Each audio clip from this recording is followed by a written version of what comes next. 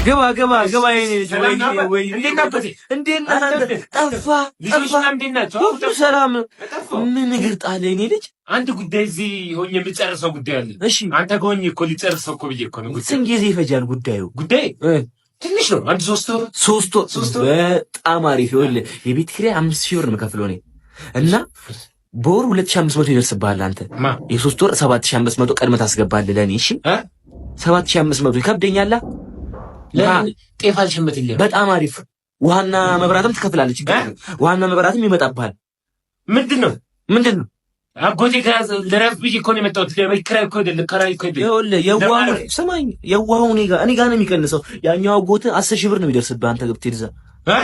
ያኛው ጋር ብትሄድ 10000 ብር እኔ ጋር ነው 2500። የምን መጨማለቅ ነው? ምንድን ነው የምትጨማለቀው? ምንድን ነው ዘመድ ትላለህ እንዴ?